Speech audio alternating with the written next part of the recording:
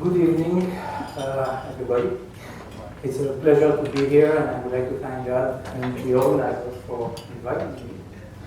I'm going to talk about, it's not just genealogy, it's the interaction, if you will, between genealogy and the sciences in general. And the formal title is Research the Family Origins. Is it a pastime or is it an academic activity? And I hope to convince you that it's both. So, right. So let me try to convince you that genealogy should be an academic activity because it is not right now. And so I'm asking the question: is it an academic discipline in general? And it's not yet. It certainly deserves to be considered as such. And there is a list of papers that have been written over the last few years, including one that I wrote in 2006, and then Professor Jones wrote a paper at the conference we organized in Jerusalem. Neville Landon, maybe some of you know him. He was the director of the International Institute of Jewish Genome until recently. And he published this paper, and Arnold Hershkovich also published a paper on genealogy as an academic discipline. It seems that all these people were and are convinced that we should go into that direction. This defines who is Neville Landon. He has a PhD in history. I'm showing this now to show you that this is really multidisciplinary. And Neville has a background in history, and so he places Jewish genealogy in the humanities. Jones is a professor of education in the USA, and for him, genealogy should be in the social sciences. Hershkovich is on track at Tel Aviv University School of Education, and I'm a professor of material sciences, you have heard, and I think it should be, genealogy should rely on tools from the exact sciences. That's my credo. Is it an exact science? And that is certainly not the case, because if you look at the definition of exact science, it's a science whose laws are capable of accurate quantitative expression, and there are accurate means of testing hypotheses and repeating results. So if you look at genealogy now, it's really not there, because the accuracy of whatever you do in genealogy is limited by the reliability of records, and records are as reliable as, they are reliable, but up to a point. And beyond the records, there is also oral testimonies, and we know about that. We know that the reliability of oral testimonies is subject to the human factor, as we say. And yet, genealogy should be viewed in a positive light by academia. That's my credo again, as genealogists make use of proper scientific methods, and I'm going to talk a little bit about that. They are becoming more substantial as a field of academic research, and then it could be taught in the universities. All right, so how and where can scientific methodology be applied? And I've prepared this plot a few years ago to try to understand how much genealogy was published in official journals, in well-reputed journals. And I divided this into hard sciences, social sciences, and arts and humanities. And I was surprised to see that, as you can see there, in the 70s and up to the early 80s, there was absolutely no publications at all in the field of genealogy in reputed journals. And in the last 40 years, there is an enormous increase in the number of peer-reviewed articles published in this field. And there are two things that have to be pointed out here, is that the number of publications in the exact science, the hard sciences, has now largely outgrown those in the fields that are more traditionally associated with genealogy, like the social sciences and arts and humanities. Another thing that is interesting, well, the reason for this, as I will show you in a few minutes, is that there have been lots of major scientific advances. And since 2008, on top of that, there are publications in the more traditional genealogy-related fields that have surged significantly. I mean, it means the field is really growing tremendously. Okay, let me give you some examples of genealogy and hard sciences. I will go through that in the next few slides. In mathematics, the first field I consider is mathematics and statistics. If you look at family trees, in every family tree there are what I call perturbations in those trees, which is due to confinement effects, which leads to intermarriages, and that is called the ancestor paradox. We'll talk about that in a second. Statistical physics, study of the size and geographical distribution of migratory movement, or if you wish, stability of surnames, have been done using annual telephone directories. It's a simple tool, and people have looked at telephone directories to study migration movements, and that has led to, and that is amazing, that has led to universal scaling laws, exactly like in physics there are scaling laws. Molecular biology, this is a field that you certainly know much better than I do, but that has been a major game changer, because DNA studies over the last 20, 30 years have changed everything. They have yield insights into the origins of human groups, the transmission of genetic diseases, the solution to historical and genealogical debate, forensic problems, and so on and so forth. That has really been a major game changer. And another major game changer has been the progress in computer science. Because it's not just that you have suddenly infinite repositories for databases, instantaneous data retrieval, and you also have pure research tools, including the development of optimized search engines, improved indexes, database merging techniques, and so on and so forth. And I will say a few words about these just to illustrate what I mean. That's an example from PNAS. You certainly know this journal, the Proceeding of National Academy of Sciences. It's an old paper, it's 1996, and it deals with the ancestor paradox, which I will say a few words a little later. And it's been published by Susumu Ono. And the question in this paper, and the theme of the paper was what prevents the exponential increases of one's ancestors. PRL is the Nature and Science of Physicists. It's the highest ranked journal, Physical Review Letters. 1999, there was a study by Derrida, Madruga, and Zanet on the statistical properties of genealogical trees. And there are more papers like that more recently. Another paper by this group of Japanese, but these are Japanese who also sit in Boston University and Ohio State University. It's about the development of parallel distribution of family names in Japanese societies. Published in Physica A.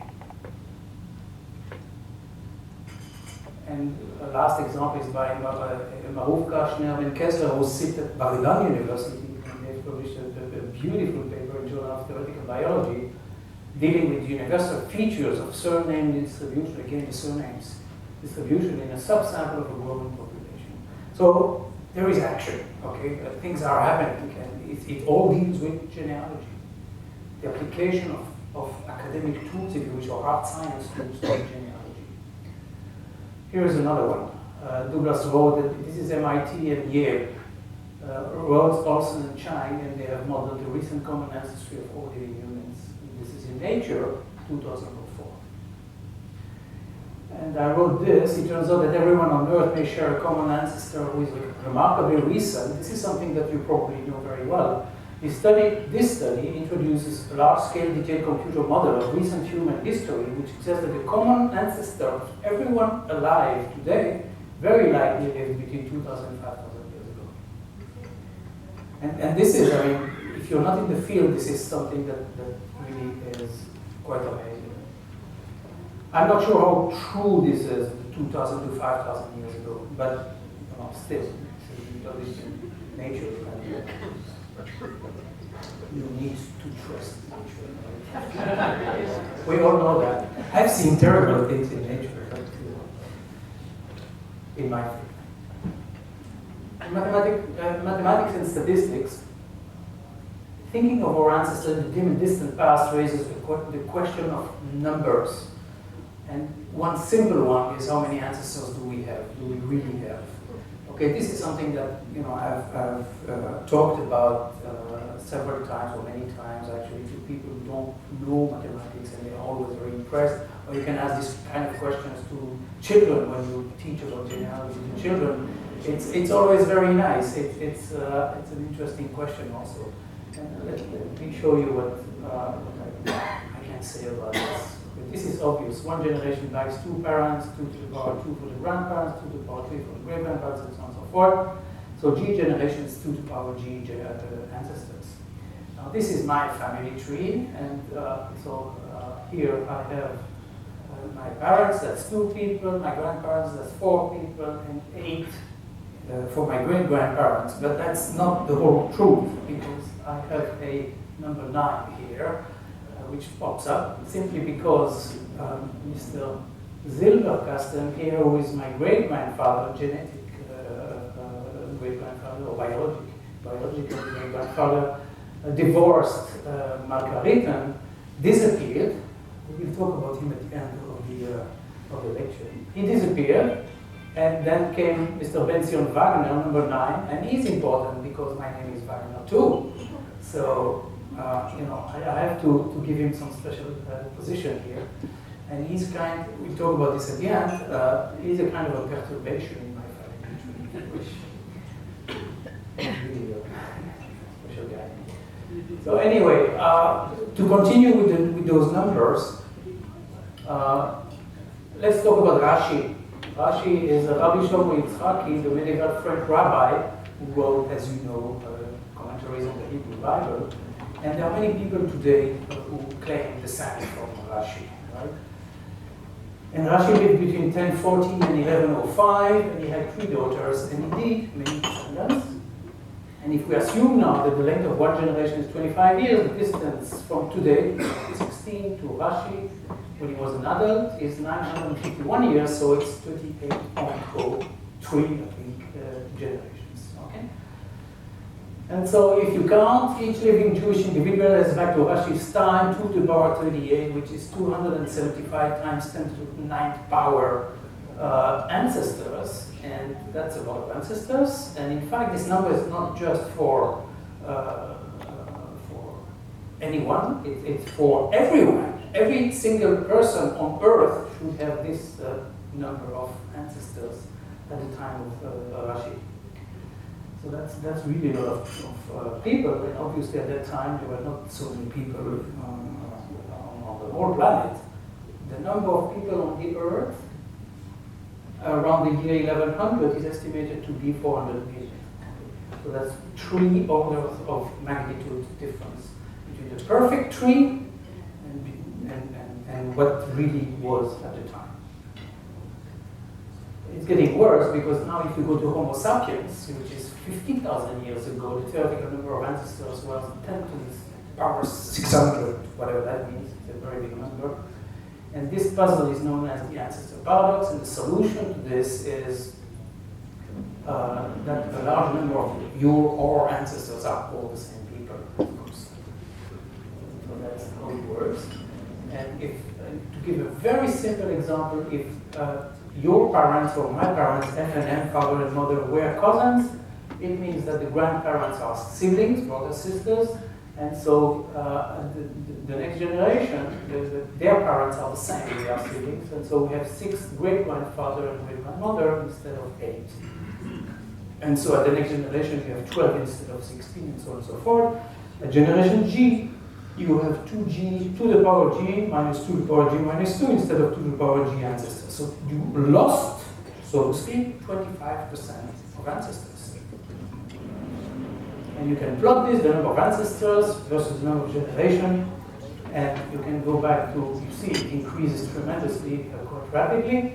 And at Rashi's time, you have, instead of having somewhere there 200 and whatever, 80, 10 to the power 9 to the 9 power, you have 25% less, which is 200 or so. So this is the difference between the perfect tree and the real tree when cousins are, when your parents are cousins. It's a simple case. It's just that 2 parents are cousins, that's it. There are many more complex situations, as you probably know. So let's talk about these complex situations. First of all, why does it happen? Because you live in a village, or you live on an island, and you know the population is reduced, and or you are in a royal family maybe, and so the marriages take place among close family members, and that eliminates entire branches of ancestry. This is an example. This is Henry VIII, and Henry VIII is connected to Edward III. These are kings of England, of course. And he's related to his ancestor, Edward III, via 4 different branches. So there are 4 ways, 1, 2, 3, 4. 4 ways he can go back to an ancestor. So that means that there is coalescence, which is pretty serious in this case. And if you look carefully, there were the 3 houses.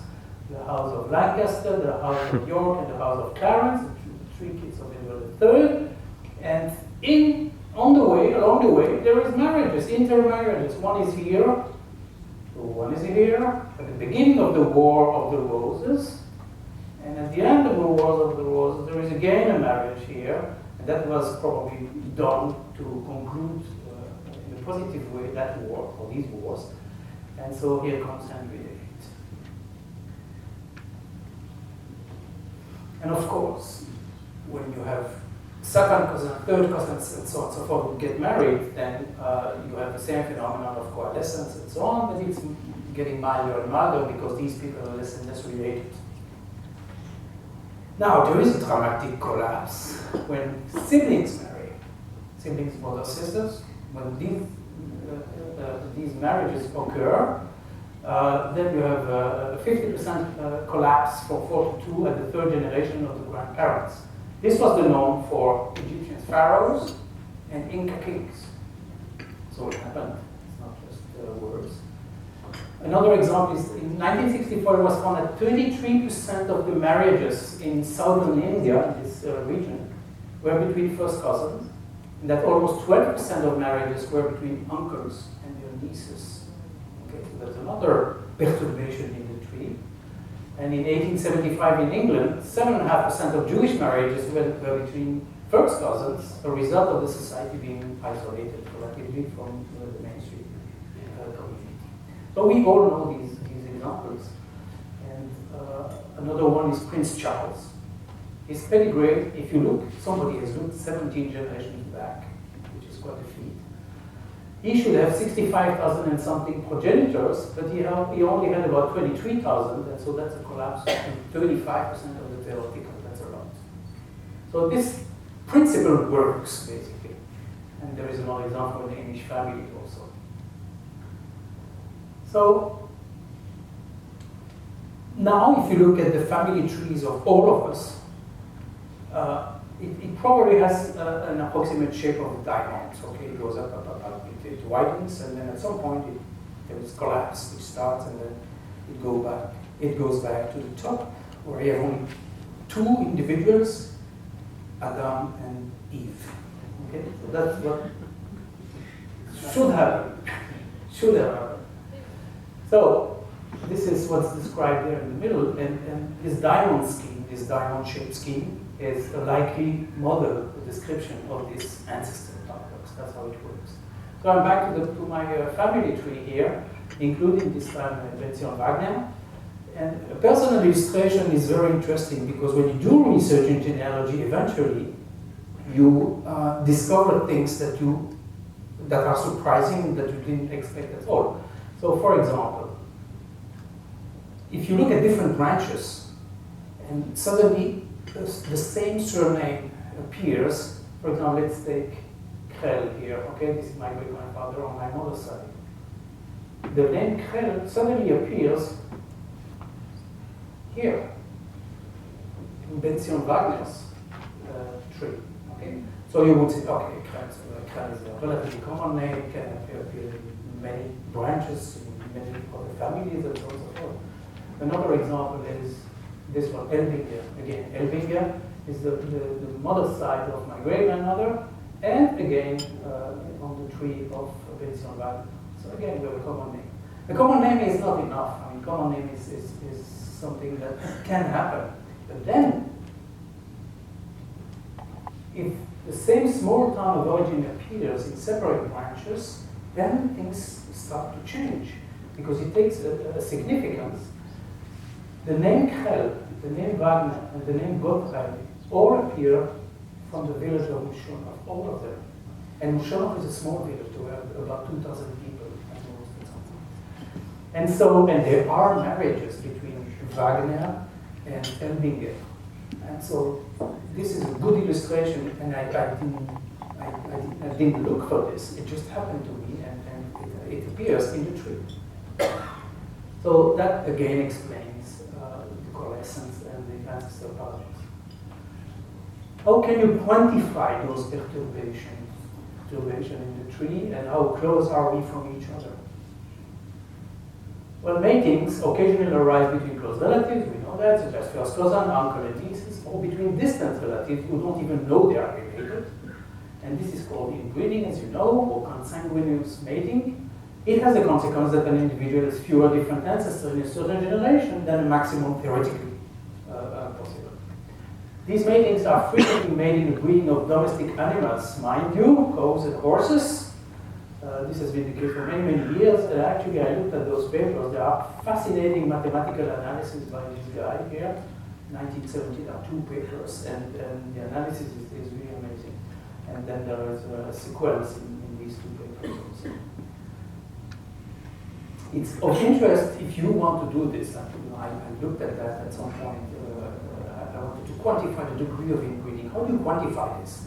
How can you analyze a situation where you have 2 cousins or cousins and an aunt and an uncle?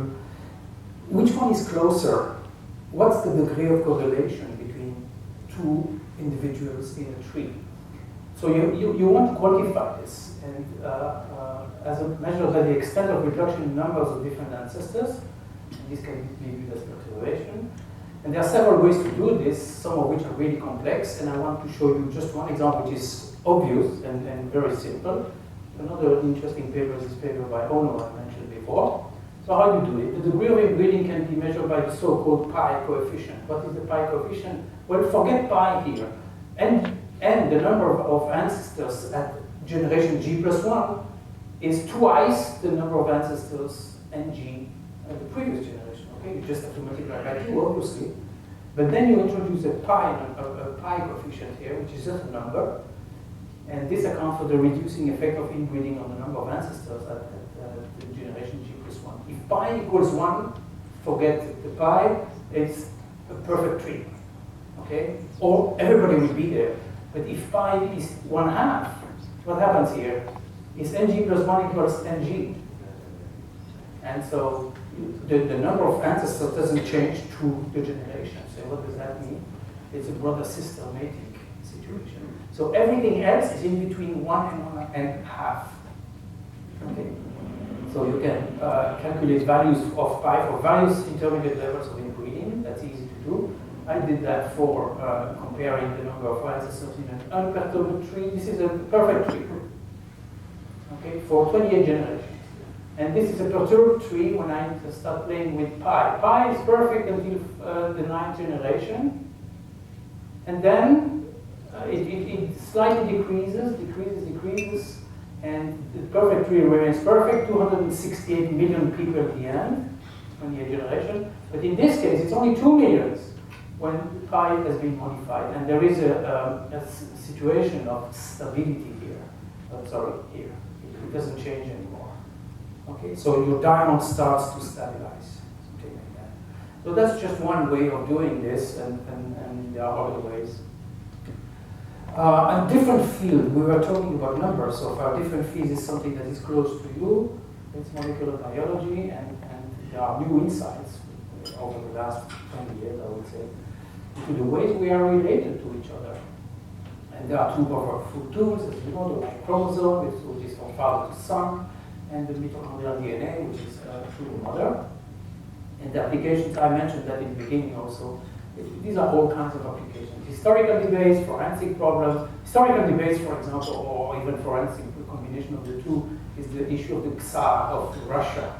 The family was killed and it was not clear if this was the family of Vixar or not the family of Vixar, and they found a relative in the royal family in England, I think, and so they decided eventually using DNA analysis that this was indeed the family of Vixar. The transmission of genetic diseases has been studied this way, the origin of certain human groups and migration patterns. So let me show you some examples. Significant difference are found between the Y chromosome of Kohanim and all of the Jews, and Karl Skopetsky knows very well about this because he's published these results. What is interesting in this paper is that the origin of the Cohen chromosomes may be traced to 106 generations back. So if you take 25 years per generation, that leads to 2,650. And if you take 30 years, it leads to 3,180 years ago. So that falls between the exodus and the destruction of the first temple. The first temple, with very small differences between Sfaradim and Ashkenazim. So this is the paper. This is a 20-year-old already, or 19-year-old. And that's a very interesting paper to read, absolutely. Another example is the Lemba, which is from South Africa. The Lemba and the Samaritans, they also carry the Y chromosome type assigned to Kohanim, quite surprisingly. And this is the paper, which was published in 2000 in American Journal of Human Genetics. Carl is again involved in this study. This is for the Samaritans. The Samaritans has been published in 2004. Common ancestry, this is even more amazing. Common ancestry has been found between African groups, the Berbers, the Fulbe from Senegal, and the Sahami from northern Scandinavia, and the Yakin from Siberia.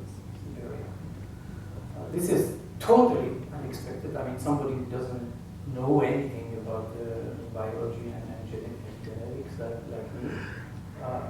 This is almost shocking. I mean, really, frankly, you wouldn't expect something like this. Published in 2005.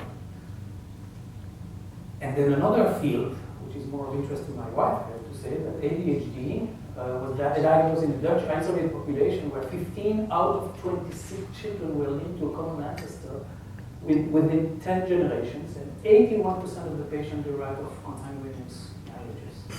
This is a paper. It's the group of Lady Cornelia Papandreou in Rotterdam, I think. And phenotypic subtypes in attention deficit hyperactivity disorder, this is ADHD, in an isolated population. Fascinating. Computer science. Sondex, what is Sondex? Sondex is a single code for names that sound the same, and we need that. I should give an example. Shimon Peretz could be written Peretz, or could be written Perec, because why? There is a famous writer, French writer, by the name of Perec, and they write it this way. And why do they write it this way? Because the C is killed in French sometimes. But in Poland, the C is T. And he arrived at the border, or his ancestor arrived at the border with this spelling, and the French read Perec, and so he remained Perec for the French, but it's actually Perez. And Perez and so on and so forth. So that's one example. Other example from this conference. Bachar can be Bachar, Bacher, and so on and so forth. Goldstein can be Goldstein or Goldstein, and so on and so forth. And all these are the same name, obviously, so they should have the same code. Greenspan, Grünspan, Grünspan, and so on. So these are all examples. Schuldiner, I took this from the program. But they are all the same names, Schuldiner, and so forth. This concept of the Sondex was patented a long time ago before the archives, because the clerks at the board, they would write whatever they wanted, whatever they heard actually, and there were lots of differences between the names when the names were actually the same. So they used that concept. And the original concept was, and I'll show you an example in a second, the Nara Sondex, the original, was problematic, especially for Germans and for Jews, Ashkenazi Jews. And why? Because Silber was Z416 in that Sondex, the early Sondex, and it was different from Silber, who was S416, two different codes for the same name, basically, and so that created problems, lots of problems. And so in 1985, there was a new standard created by Deitch and Mokotov, who are two well-known genealogists. And now Silber, the Deitch-Mokotov code for silver is the same as for silver, and that's the number. But there are still problems. It's not perfect because in that Deitch-Mokotov code, Silber, you will find also Schleifer with the same number, the same code. And obviously, Schleifer and Silber are not the same name. So there are still false hits with the same code. And so further improvement, there's the Biden-Morse phonetic machine now, the DMPM algorithm, which is supposed to be almost perfect, I guess. Software for database merging. Why is database merging important in genealogy? Well, obviously it's important because you want to combine as much information about one person in a single place, but you have different sources. And so I've taken three sources here: death records, birth records, and cemetery records. And now you have to decide, you take a tombstone in a Jewish cemetery. I'll show you an example. This is an example that I've done myself. I've done research in cemeteries for 7 years. So here what you have is Hinda Gidel, daughter of Israel Moshe, died on 14 of Tammuz, 5676, and there is no surname. 60%, 70% of the tombstones in Poland don't have a surname. It's Avram, son of Jacob, and so on and so forth, but no surnames. And so you want a surname, of course. You want to know who is this lady, Hinda Gidel. You know the father, you know the date of the death, but that's it. And so how do you do? Well, you have to merge. You have to merge this data with the data from the metrical records. And the data from the metrical records will provide a surname. It's here, Schultz, because this is Hinda Gidel, this is the date. I mean, you have the date accurately, and it's accurate also on the tombstone. You have the name of the father, which is also in the metrical record, and so you know that Hinda Gidel is now, this is Hinda Gidel Schultz. So that's the advantage. It's a very simple example. That's the advantage. You collect lots of information. There are problems with data merging, problems with Jewish data merging in general. You have to ensure that the manual or computerized merging procedure indeed links two identical individuals. I mean, it's the same person. For example, is the tombstone record of Yankel Shmuel the same as the death medical record of Shmuel Yaakov? Is the same guy or not? This means that you have to create criteria of identicalness as accurately as possible with probabilities. And there are some commercial packages which do that already, and they ask you a question: are these two individuals the same? And that's the problem. Now, the other problem is that the year of death does not fit the date on the tombstones. Differences in years, in death date. And the reason might be because in the medical record, the person simply, the father or the husband or the wife, created the record or went to the registration office 2 years later or 3 years later, and so on and so forth. So you have a different date. When you have Zvi in the medical data, but Hirsch or Hersch on the tombstone, and the software has to identify that this is the same name, this is the same person. Okay, so small DNA mutations, I mean, you know all about DNA mutations from generation to generation, can be made analogous to what we see in genealogy mutation through generations. And this is where I connect to the genealogy part now of this lecture, which will connect with the Silberkasten story. But before that, let me show you an example. This is DNA number 1, this is DNA number 2. They are identical except for these two molecules here and these two molecules here. The rest is identical. Are these brothers, for example, you can ask? In genealogy, you would have a database number 1 and database number 2, where here you have Isaac and here you have Itzek. And here, this one is born in 1902, this one born in 1900. And this one is Abraham, the other one is Avram. The mother doesn't figure on this database, but it's Suah here. And here the wife is Esther, and here the wife is Malka. These are two. Is this the same person or not? You have to decide. Malka and Esther are obviously the same. So the software has to be able to detect these differences. Back to my tree. Remember Ben Zion who appeared instead of Moshe Silberkasten? Well, Ben Zion can be viewed as a mutation in my tree. It's a mutation because of the name. Okay, the the name changed from Silberkasten to Weizmann, and if my father hadn't told me that our name should have been Silberkasten within a generation or two, the origin of there would be no clue as to Silberkasten had to be our name also. So that's a mutation, and at this point, let me show you that generally can be also a pastime, and I'm going to solve the Silberkasten myth for you in 5 or 6 slides. This is an interesting story, really. And it's probably one of the oldest stories that I have in my research in genealogy. So what my father used to say is that nothing is known about Moshe Silberkasten except that he left his wife and child in Warsaw. And the rumor was that he may have emigrated to the USA, or possibly becoming a Yiddish theater actor. Okay. So by the way, my tree is interesting because all the great-grandfathers on the right, if you notice, they are all rabbis. They are all religious people. I don't know rabbis, but they are all religious people. They're on beards, on top of that part, the left part, the Silberkasten part, they are all Yiddish theater actors. That's really amazing. But so it was, the rumor was that he also became a Yiddish theater actor. That's all we know. That's all we knew. So this is a brief summary, a really brief summary of what I learned about the great-grandfather Moshe and how I lived.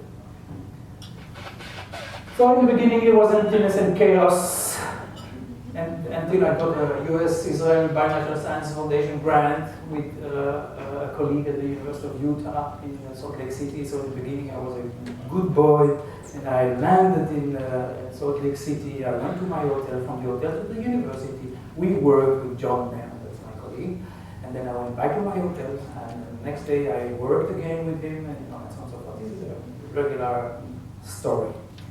Until someday, John decided that we have to visit, if you're here, we have to visit the temples, the Mormon temples, because they are beautiful and they're interesting and so on and so forth. So we went. I'm not sure it was a good idea, but we went, and this is the family history library. First we saw the Mormon temples, which are really impressive, but then we went to the family history library, which is an incredible place. Really, I've never seen a library like this. This is 7 in the morning. There is a long line of people waiting to enter the library.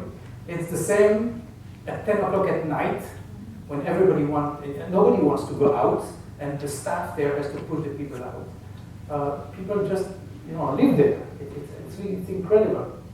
And there are, hundreds of kilometers of microfilms in these huge amount of drawers. It's really a special place. So this is recommended.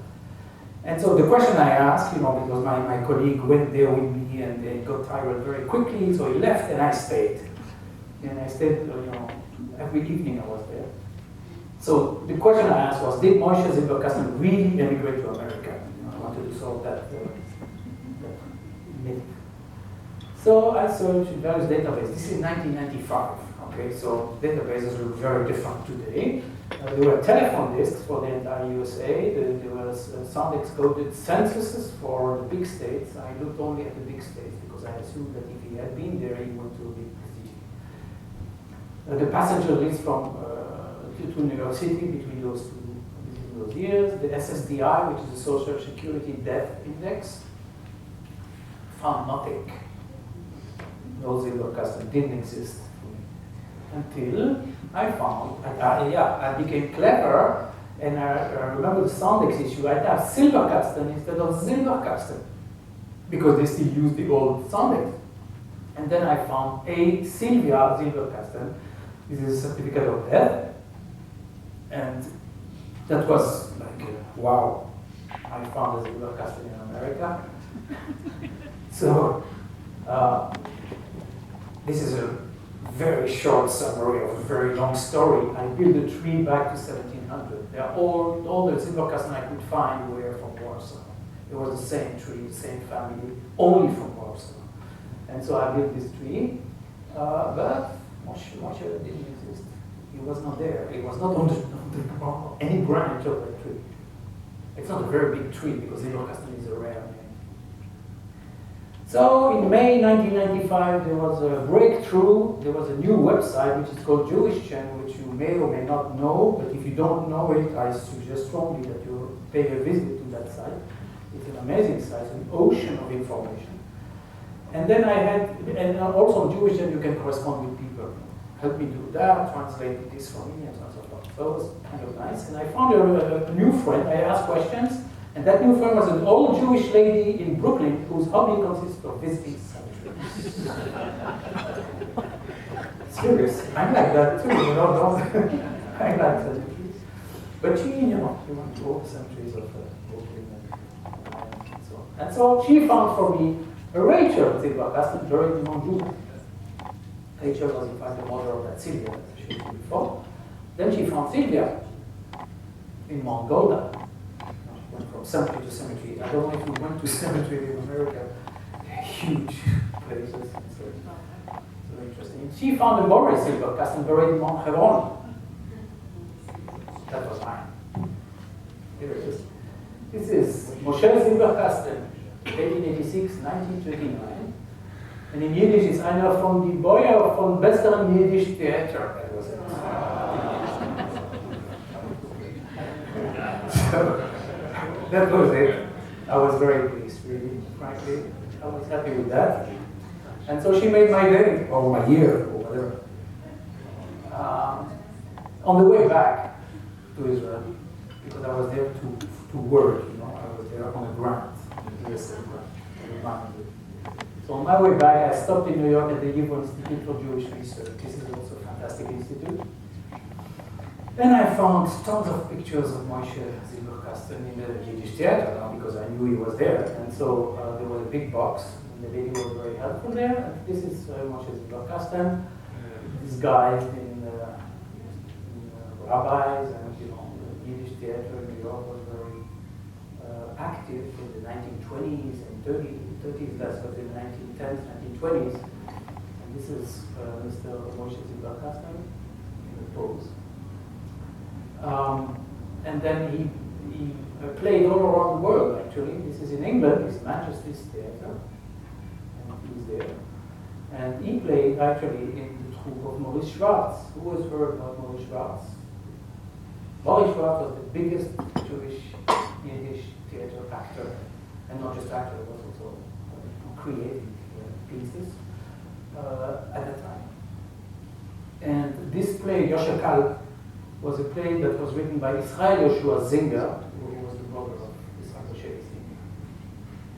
And then he went to all around Europe and South America and so on and so forth. So this is in Belgium, for example, as you can see from the two languages that they have in that country. I grew up there. Soman and Louis. So he played there, he played all over the places. He also entered the powerful executive board of Hebrew Actors Union. He's here. The Yiddish theater of America is in their hands.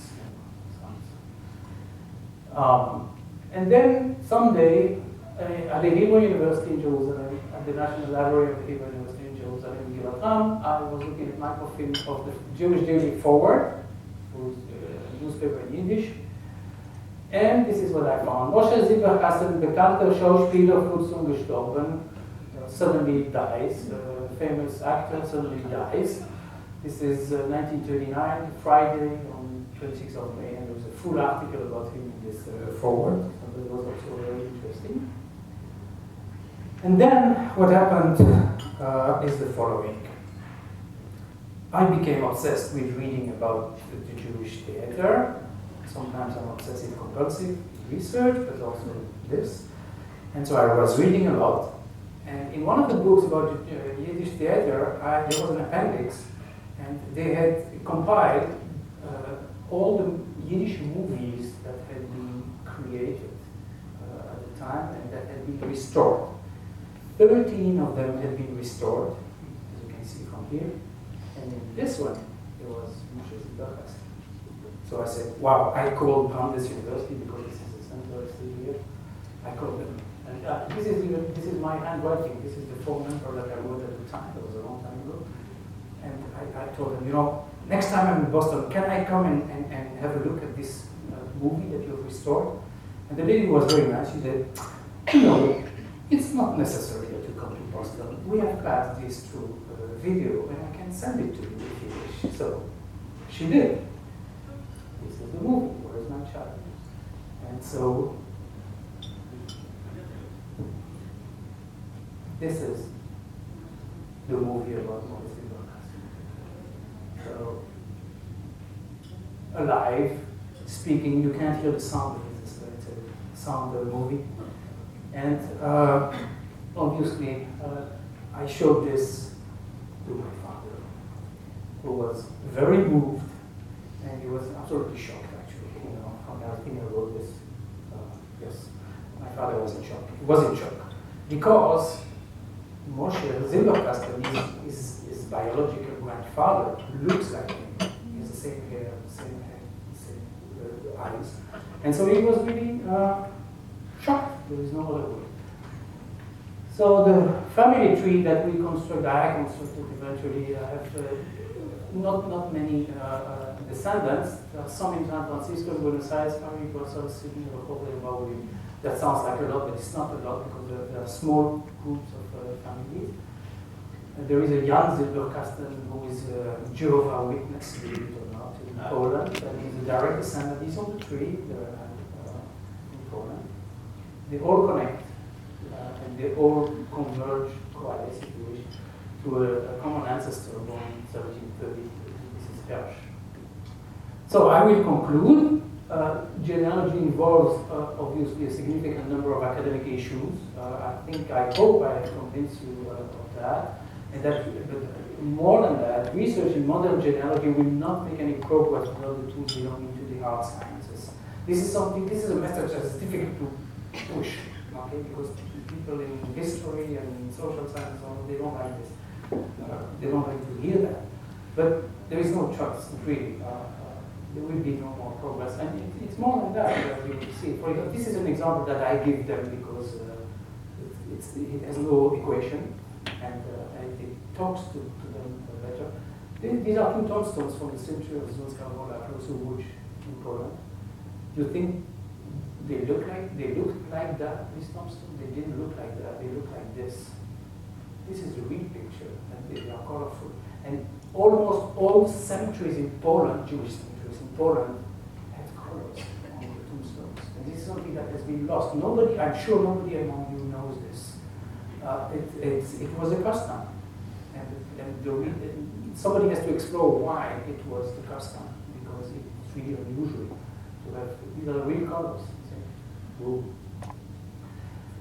So this is my general conclusion from this work, or this approach. Research in modern genealogy will not progress and develop without the tools of the hard sciences, and as the scientific tools of genealogy develop, so will the enjoyment of genealogy as a pastime. They are linked, really. You will have much more enjoyment from this hobby if you have, more tools from the hard sciences, I think. This is a book. This is a book that has been written by 10 different authors about scientific tools. I decided to do that. That's been published 2 or 4 years ago. I decided to do that because I want to push the message. And there is no other book like this around.